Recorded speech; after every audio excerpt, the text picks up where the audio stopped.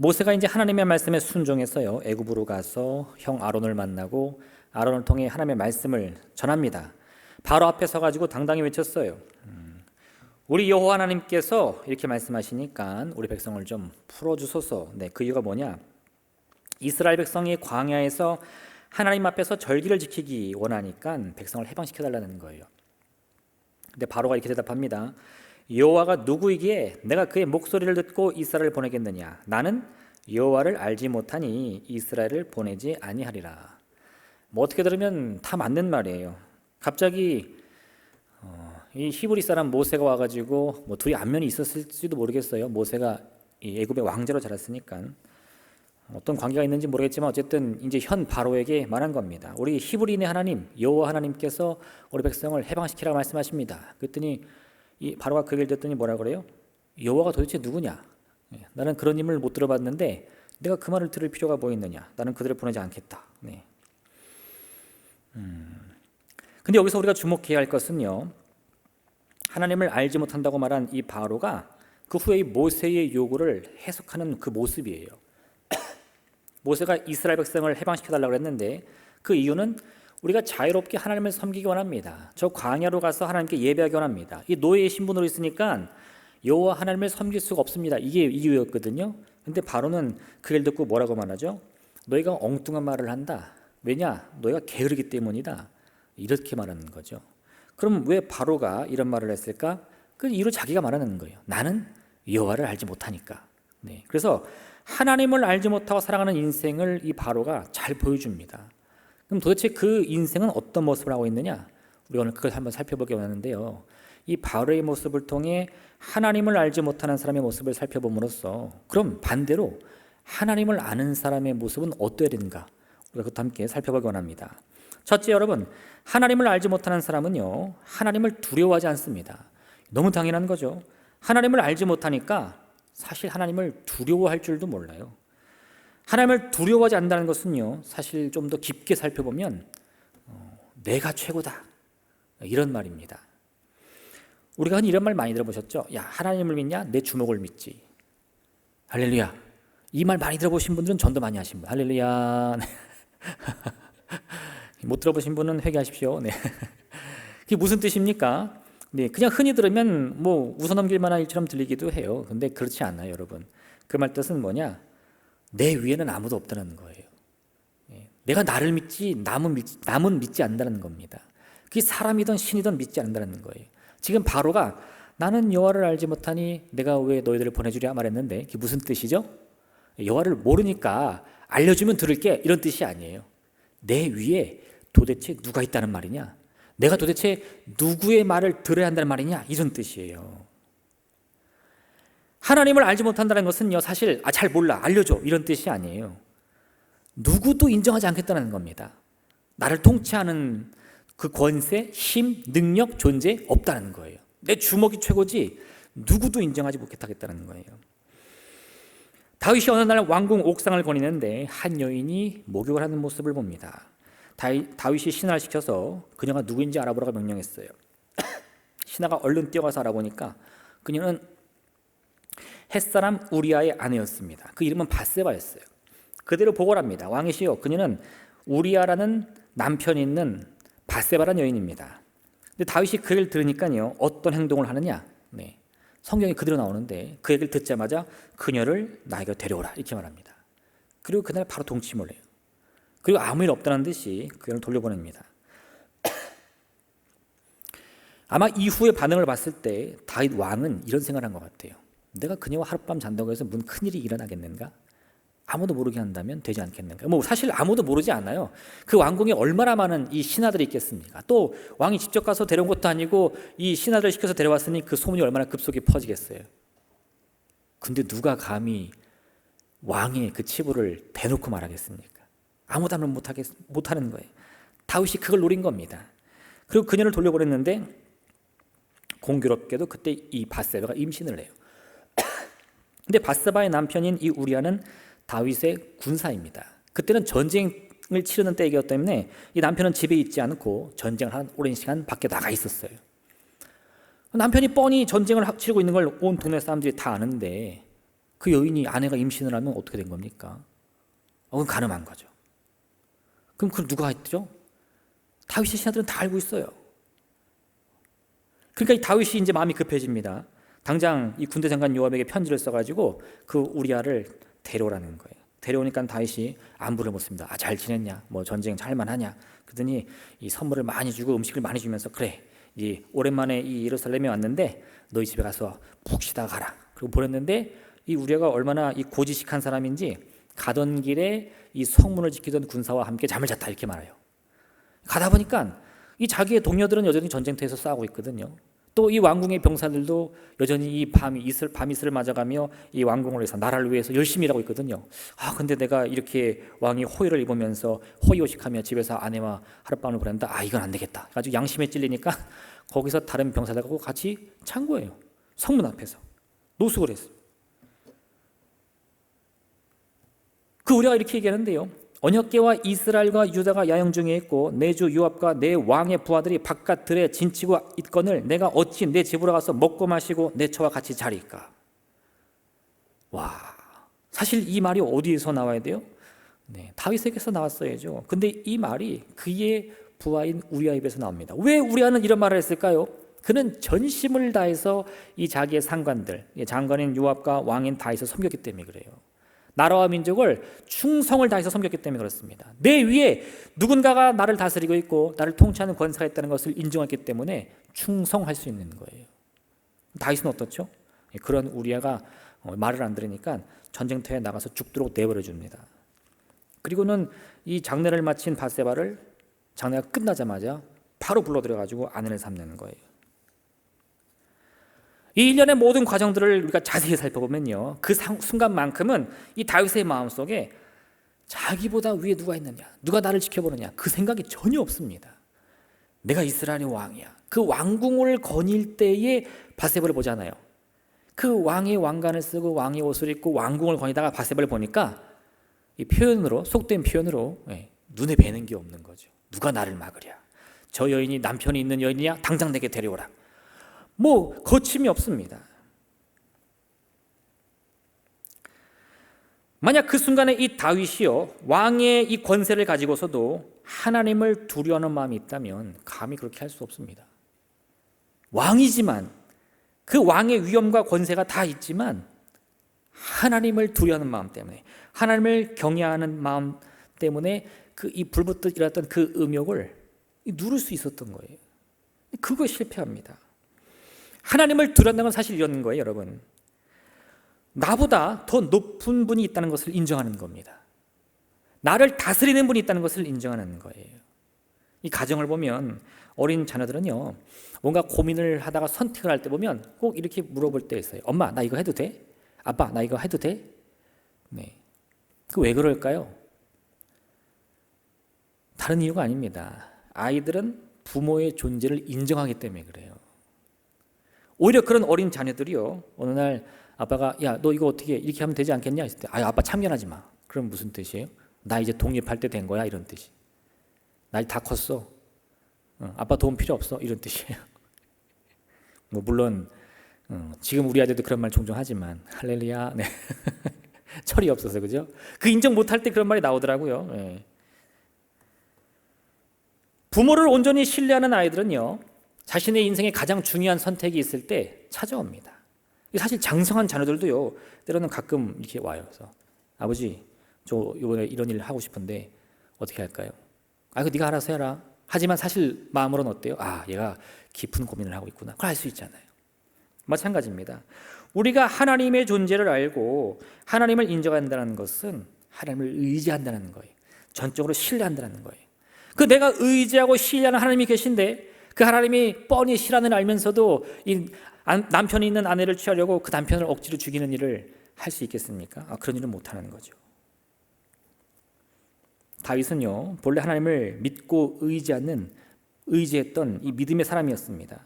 어린 시절 사무엘이 그의 머리에 기름 부었을 때요, 사무엘은 이미 그가 왕이 될 거라고 선포를 했어요. 근데 다윗은 그걸 누구에게도 말하지 않았습니다. 그걸 자랑하지 않았어요. 심지어는요, 다윗이 이 코앞에 자기가 왕이 될, 아주 쉽게 왕으로 갈 수 있는 길이 열리는데도 그걸 마다합니다. 그 일을 내 손으로 이루는 것은 하나님 뜻이 아니라 사울을 죽일 기회를 2번이나 그냥 뿌리치고요. 또 그 사울이 죽었다는 소식을 알릴 때에도 다윗은 그걸로 기뻐하지 않아요. 자기 앞길이 이런 이 더러운 일 가운데 열리는 것을 다윗은 결코 기뻐하는 사람이 아니었습니다. 왜요? 그때만큼은 그는 하나님을 두려워하는 사람이기 때문에 그래요. 그러니 세상의 길이 쉽게 열린다고 해서 야, 이게 하나님의 도움 아니겠느냐? 하나님이 나를 얼마나 축복하시는지 막 땅을 사면 땅값이 오르고 막 번을 맞추면 로또가 되는구나, 이렇게 생각하지 않는다는 거예요. 좀 반대입니다. 여러분, 하나님을 두려워할 줄 알아야 돼요. 이게 정말 막 무서워한다는 뜻이 아니고요. 나를 지켜보는 분이 계시구나, 나보다 더 큰 분이 계시구나, 우리 인생에 그걸 우리가 인정할 때 우리가 의지하게 되고 또 신뢰하게 되고 또 그분의 뜻을 기뻐하며 따를 수 있는 거예요. 오늘 바로는 근데 어떻습니까? 모세의 이야기를 듣고는요, 눈 하나 깜짝하지 않습니다. 오히려 그는 나는 여호와에 대해서 아는 바가 전혀 없으니 그 말에 전혀 신경 쓰지 않겠다라고 말합니다. 이 바로라는 존재는 사실 누구보다 높은 존재예요. 애굽에서 바로라는 것은요, 곧 신입니다. 신의 현신이에요. 그러니 누구도 이 바로보다 높을 수 없어요. 뱀이 아담과 하와를 찾아와서 뭐라고 그랬죠? 너희가 저 선악을 알게 하는 나무 열매를 먹으면 하나님처럼 되리라. 하나님처럼 되리라. 그 바로가 그 하나님 같은 존재가 된 거예요, 스스로. 어떤 식으로? 누구도 인정하지 않으면서. 그에 반해 모세는 어떻습니까? 모세가 사실 이 애굽까지 와가지고 이 바로의 앞에 그런 얘기하다가 치욕을 들은 이유는 본인이 원해서 그러는 게 아니에요. 하나님, 나를 보내주소서. 내가 계획이 다 있습니다. 내가 애굽에 가기만 하면 저 바로의 콧대를 꺾어가지고 애굽 이스라엘 사람들을 애굽에서 해방시킬 겁니다, 이렇게 한 게 아니에요. 정반대죠. 하나님이 가라, 못 갑니다. 가라, 못 갑니다. 이러다 결국 온 거거든요. 그 왜 결국 그렇게 하기 싫은 일을 하게 되죠? 하나님을 인정할 수밖에 없으니까. 그게 그 권세와 권능 앞에 무릎을 꿇었기 때문에 그 말씀에 순종할 수밖에 없었던 거예요. 모세는 이제 전적으로 하나님을 의지하지 않고는 자신이 그 일을 이룰 수 없다는 것을 너무나 잘 알고 있는 겁니다. 내 뜻과 다르고 내 생각과 다르더라도 하나님이 말씀하셨다면 이제는 거기에는 내가 아직 알지 못하는 크고 은밀한 일이 분명히 담겨 있을 것이다. 그걸 믿는 거죠. 우리가 하나님의 존재를 온전히 믿고 따른다면요, 여러분, 우리는 하나님의 이 존재를 인정함으로 하나님을 두려워할 줄 알아야 돼요. 어떤 두려움이요? 정말로 내가 하나님 앞에 하나님 원하시지 않는 길을 갈 때 하나님이 얼마나 슬퍼하시며 괴로워하실까, 그걸 깨달아야 돼요. 또한 하나님의 뜻을 내가 얼마나 간절히 찾아야 되는가, 그 열정을 가지셔야 돼요. 그것을 통해서 우리는요, 세상에서 나를 세우려고 하는 유혹들, 나를 높이려고 하는 유혹들, 성경 뭐라고 말하는 줄 아세요? 선자여 넘어질까 조심하라. 나를 세우려고 할 때 그 반드시 내게 좋은 일 아닙니다. 그 유혹 가운데서 우리는요, 바른 길을 볼 수 있는 지혜가 생기는 거예요. 하나님을 경외함으로. 이 귀한 삶을 사시길 부탁드립니다. 두 번째, 여러분, 하나님을 알지 못하는 사람은요, 다른 사람의 마음에 함께 공감할 수 없습니다. 하나님을 본래 모르는 사람들은요, 다른 사람의 기분이 어떤지 전혀 신경 쓰질 않아요. 왠 줄 아세요? 이 공감이라는 마음 자체가 하나님이 우리에게 주신 마음이기 때문에 그렇습니다. 하나님이 처음 모세를 부르셨을 때 모세에게 이스라엘 백성을 구원하도록 하는 이유에 대해서 이렇게 말씀하신 적이 있어요. 여호와께서 이르시되 내가 애굽에 있는 내 백성의 고통을 분명히 보고 그들의 감독자로 말미암아 부르심을 듣고 그 근심을 알고 내가 내려가서 그들을 애굽인의 손에서 건져내고. 무슨 뜻입니까? 내가 지금 이스라엘 사람들의 이 간구를 들었는데 그걸 통해서 그들의 고통을 내가 분명히 보았다. 그들이 부르짖는 소리를 내 귀로 분명히 들었고, 그러므로 내가 그들이 어떤 상황에 있는지를 분명히 알고 있다 이거예요. 그렇기 때문에 지금 내가 모세 너를 보내서 그들을 구원하리라 말씀하신다는 겁니다. 하나님은요, 우리가 기도할 때 이렇게 막 기도를 하잖아요. 하나님 이렇게 해주세요, 저렇게 해주세요. 그러면 그걸 이렇게 뭔가 이 회사에서 상사가 부하 직원들 보고받듯이 얘기해봐. 1번, 2번. 이건 안 되고 이건 들어줄게. 이건 안 되고 이건 들어줄게. 이렇게 하시는 게 아니라는 거예요. 우리가 간절히 기도하면요, 우리의 그 간절한 마음을 하나님이 함께 보고 듣고 느끼시면서 우리의 마음에 공감하신다는 겁니다. 공감. 네. 이 소리곱새를 두 개 놓고요, 한쪽을 땡 치면 어떤 일이 벌어지죠? 그 음파가 전달돼서 다른 소리곱새도 용 울리는 거 보신 적 있나요? 네. 그게 공감이에요. 그냥 내가 기도할 때 하나님이요, 알았어. 아유, 너무 시끄러워, 그만해. 이렇게 그냥 귀로 듣고 뭔가 그걸 글자 그대로 막 이렇게 이해하는 것이 아니라, 이 함께 이 소리곱새가 서로 울리듯이 하나님의 마음이 같이 움직인다는 겁니다. 그게 하나님의 본질이에요. 그리고 그 하나님의 이 본질적인 마음을 하나님의 형상을 통해 우리 마음 가운데 넣어주셨어요. 그래서 우리는요, 하나님의 형상을 되찾음으로 이 공감의 마음을 누구나 느낄 수 있습니다.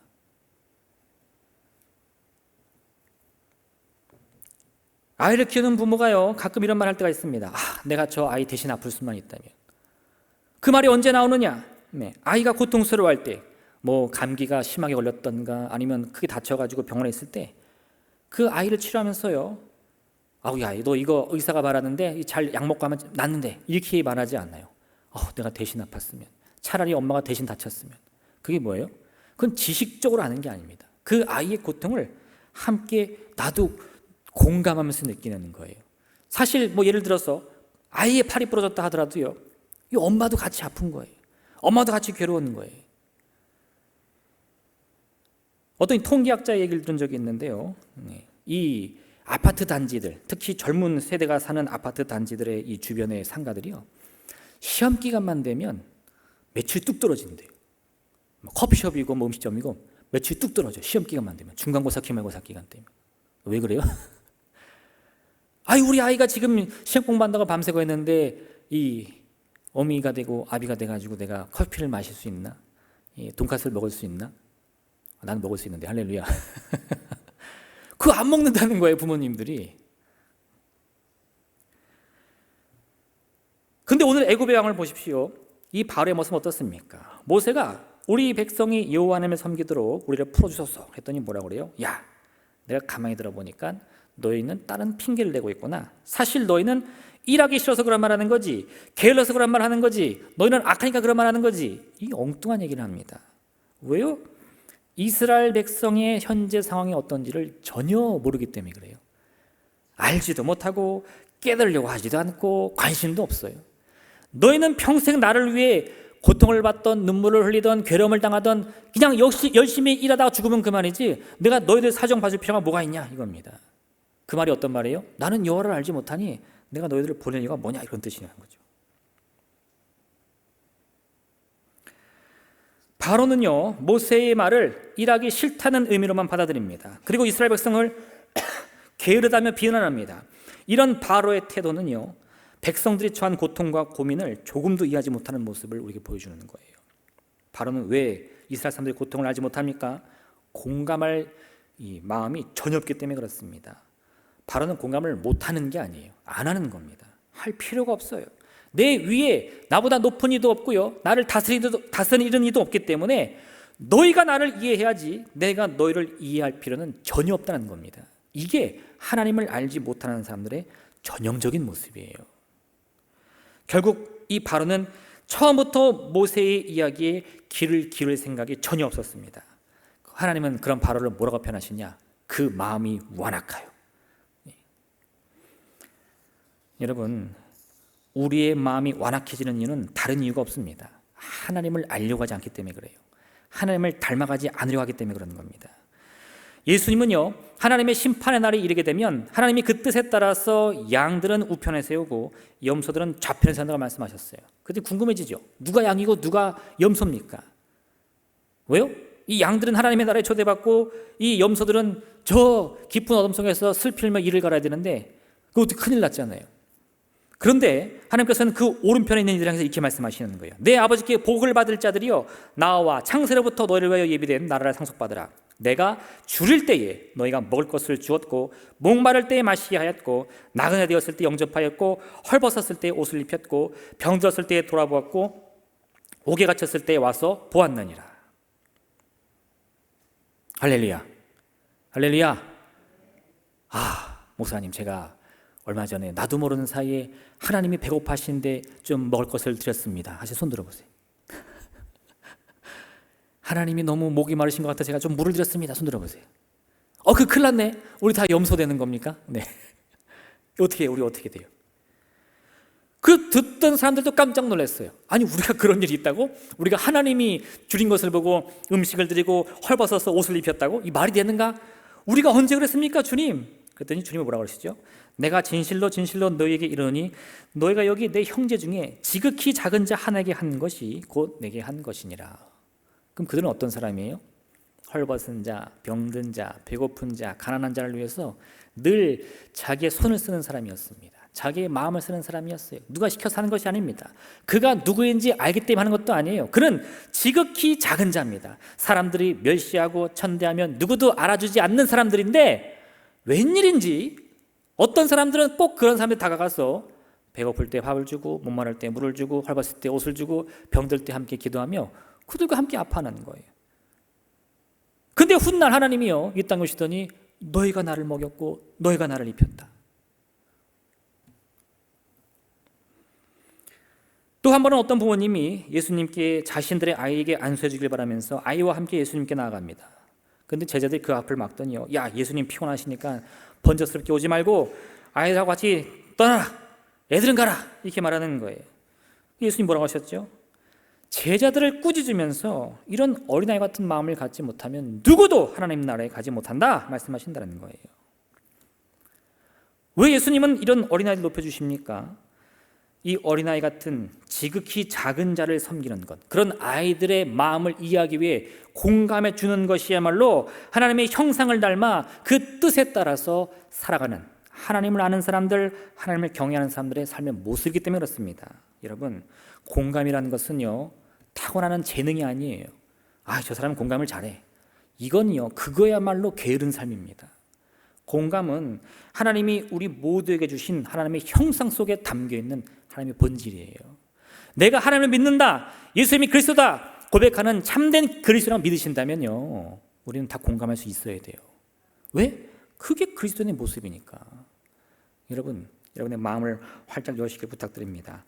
내가 하나님을 경외한다 라고 자신 있게 말씀하고 싶으시다면요 공감하셔야 돼요. 특히나 이 지극히 작은 자들과 함께 마음을 나누시기를 부탁드립니다. 마지막 세 번째는요, 하나님을 알지 못하는 사람들은요 하나님을 두려워하지 않기 때문에 다른 사람의 이 몸과 마음을 고통에 처하게 합니다. 상처를 주고 문제를 일으키고 비난을 하고 원망을 하는데 망설임도 없고 죄책감도 없어요. 하나님을 모르니까. 하나님을 알지 못하는 사람은요 누구도 두려워하지 않습니다. 특히나 자신의 삶을 다스리는 권세를 인정하지 않기 때문에 내가 악하다는 생각을 절대 하지 않아요. 나는 늘 선합니다. 왜? 선과 악을 판단한다는 것은 사실 이 권세거든요. 누가 옳은지 그른지를 따지는 건 권세예요. 그래서 제가 예전에 가끔 이 청주 이 법조 신호에 가서 이게 설교를 한 적이 있는데 딱 섰는데 앞에 보니까 뭐 누군지는 모르겠지만 대충 보면 판사 검사 같이 보이잖아요. 막 다리가 후들거리더라고요. 설교하다가 그거 안 되는데요 이럴까 봐 무서워가지고 말이 안 나오더라고요. 그 왜 그래요? 이 죄를 판단한다는 생각 드니까 그 권세가 있다고 느껴지니까 무서운 거예요. 막 진짜 막 가슴이 쿵쾅쿵쾅 뛰더라고요. 식은땀이 나고 내가 이렇게 말해도 되나? 나 구속되는 거 아니야? 네. 하나님을 두려워한다는 것은요 왜 하나님을 두려워해야 됩니까? 하나님이 옳고 그름을 판단해 주시기 때문에 그래요. 그래서 우리가 하나님을 경외할 수밖에 없는 거예요. 내가 하고 싶다고 해서 옳은 일이 되고요 하기 싫다고 안 하면 그게 다 하게 되는 게 아닙니다. 때로는 내 마음에 오는 대로 행했다가 그것이 죄가 되기도 하고 내가 하나님의 선을 외면하며 그것을 애써 부인하기도 한다는 겁니다. 근데 하나님을 알지 못하는 사람은요 그런 고민이 없어요. 왜? 옳고 그름을 내가 판단하니까요. 내가 따지면 그렇습니다. 네가 뭔데 나한테 그래? 네. 그 감히 나한테 그럴 수 있냐는 거예요. 내가 선인데. 오늘 한번 바로의 모습을 보십시오. 모세가 우리 백성을 풀어주셔야 합니다. 그랬더니 뭐라고 그래요? 내가 그 말 들을 필요가 뭐가 있냐?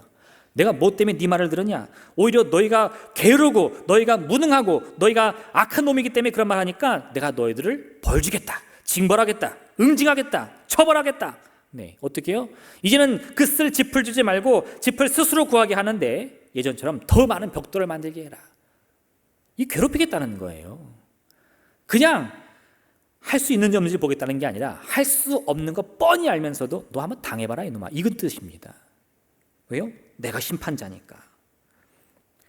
하나님을 알지 못한다는 것은요, 곧 스스로 그 심판자의 자리에 앉는다는 것을 뜻합니다. 내 마음대로 하겠다는 거예요. 사사기 마지막 말씀은 뭐라고 말하죠? 이 이스라엘의 죄가 다른 게 아니에요. 자기 소견에 오른 대로 행하더라. 자기 소견. 그럼 그 사람들은 누가 그렇게 하면 됩니까? 하면 뭐라고 말하겠어요? 왜? 내가 뭐 옳은 건데? 네, 막 이제 싸우자고 죽자고 덤비는 거죠. 그게 하나님을 모르는 사람들의 전형적인 모습이에요. 예수님과 함께 제자들이 길을 가는데 날 때부터 맹인된 사람을 봤어요. 제자들이 대뜸 물어봅니다. 예수님, 저 사람은 도대체 누구의 죄 때문에 저런 고통을 당하고 있는 겁니까? 이 말 잘 들어보세요. 생전 처음 본 사람이에요. 근데 그 사람이 날 때부터 맹인되었다는 소리를 들으니까 뭐라고 말해요? 아, 이거 얼마나 악독한 죄를 지었길래 이런 저주를 받았나? 아니 뭐 언제 그 사람 인생 얘기 좀 들어봤어요? 그 사람이 왜 눈이 멀었는지 들어봤어요? 따지지 않습니다. 야, 내가 딱 보니까 이게 나와. 너는 죄인이야. 이게 제자들의 태도였어요. 스스로를 심판자의 자리에 놓을 때 우리는 하나님의 자리를 탐내고 있다는 사실을 깨달아야 됩니다. 이 선악과는 다른 게 아니에요. 그건 바로 하나님의 권세를 뜻하는데 내가 그 자리를 탐내는 거예요. 왜 탐낼까요? 먹음직도 하고 보암직도 하니까. 저것만 먹으면 내가 진짜 이 세상 사람들 다 이 속된 말로 너는 옳다, 너는 그러다 판단하고 이 원망하고 불평해도 누구도 나한테 뭐라고 못할 텐데 막 이런 욕심이 드는 겁니다. 근데 예수님이 그런 제자를 향해 이렇게 말씀하시는 거죠. 이 사람이나 그 부모의 죄로 일하는 것이 아니라 그에게서 하나님이 하시는 일을 나타내고자 하심이라. 그 사람은요, 저주받은 사람이 아닙니다. 죄인이 아니에요. 물론 우리가 다 죄인이지만 그 사람만 특별히 그런 저주받을 죄인이 운명이 아니라는 겁니다. 오히려 모두가 죄인인데 오늘 하나님이 그 사람을 택하여 특별히 하나님의 구원의 역사를 나타내실 것이다 말씀해 주시는 거예요. 제자들은 그들을 낮췄지만 예수님은 그를 높여주십니다. 그럼 우리가 본받을 사람은 누군가요? 하나님을 두려워하는 사람은요, 타인의 고통을 외면하지 않습니다. 타인을 고통스럽게 하기보다 오히려 타인의 고통에 함께 공감하며 그를 돕고자 하는 거예요. 그게 하나님을 두려워하는 사람의 모습입니다. 한 유대인이 예루살렘에서 여리고로 가던 길에 강도를 만났어요. 가진 것을 다 빼앗기고 너무나 많이 맞아서 피를 흘리며 고통 속에 신음을 하고 있습니다. 그때 그 곁을 지나가던 유대 대제사장과 레위인은 어떻습니까? 그를 외면하고 지나갔어요. 많은 이유가 있었겠지만요, 가장 큰 이유는 뭐냐? 그 신음하는 유대인의 고통이 느껴지지 않은 거예요. 설마 그 고통이 내 마음을 찌르듯이 아프게 하는데 그걸 가만히 견딜 수 있겠습니까? 이 애굽의 왕 바로가요, 이스라엘 사람들을 그렇게 쉽게 멸시할 수 있었던 이유가 뭘까요? 그는요, 누구보다 지혜로운 사람입니다. 누구보다 용맹한 사람이에요. 누구보다 풍요롭고 누구보다 높은 권세를 갖고 있는 사람입니다. 근데 거기에 취해가지고 낮고 천한 사람들 인정하지 않아요. 내가 모든 세상에 모든 인류의 통치가 돼서 한 사람 한 사람을 다 심판할 수 있는 권세를 가졌으니까 공감하는 것이 내 직무가 아니고 그들을 판단하여 심판하는 게 내 임무다, 이렇게 생각한다는 겁니다. 타인의 마음에 무감각한 사람들, 백성의 피리 소리에도 춤추지 않고 백성의 애곡 소리에도 함께 슬퍼하지 않는 사람, 그게 바로 이 바로의 마음인 겁니다. 그게 하나님을 모르는 사람의 결정적인 모습인 거예요. 그 결과는 어떻게 되죠? 네, 그게 바로 무자비한 억압과 폭력이 되는 거죠. 결국 이 피를 흘리며 쓰러진 유대인을 구한 사람은요, 그와 아무런 관련도 없는, 심지어는 이 유대인들로부터 멸시와 천대를 당하는 지극히 불쌍한 사마리아인이었어요. 왜요? 그는 하나님을 진심으로 두려워하는 사람이었기 때문입니다. 하나님의 마음을 품고 내 원수, 나를 멸시하며 나의 모든 삶을 부정하는 사람들, 내 존재조차도 인정하지 않는 저 유대인들을 바라봤는데 하나님의 마음이 그 안에서 불붙듯이 공감의 마음을 주니까요, 그 고통을 외면할 수가 없었던 거예요. 우리는 하나님을 믿는 사람들입니다. 하나님의 통치를 인정하는 사람들입니다. 그렇다면 우리의 삶의 모습은 어떠해야 하겠습니까? 오늘 이 바로의 어리석음을 꼭 반면교사 삼으셔서 하나님을 두려운 여러분 되시길 부탁드립니다. 또한 우리의 가족들, 우리의 이웃들 함께 그 마음을 나누시길 부탁드립니다. 더 나아가서 고통을 주는 삶이 아니라 고통을 나누는 삶, 기쁨을 전하는 삶, 치유와 회복과 생명의 역사를 함께 증거하는 여러분 되시기를 주님의 이름으로 축원드립니다. 이 시간 함께 기도하겠습니다. 오늘의 말씀을 기억하시면서 하나님, 주님을 인정하며 주님을 믿는, 주님을 신뢰하는 삶을 살게 도와주시옵소서. 겉은 믿음의 삶을 통해서 함께 나누며 베풀며 마음을 나누는 삶을 살게 도와주시옵소서. 고통 가운데 함께 슬퍼하며 기쁨 가운데 함께 춤출 수 있는 주님의 마음을 품게 해주시옵소서. 우리 주님의 이름 세 번 부르는 한절이 기도하겠습니다. 주여!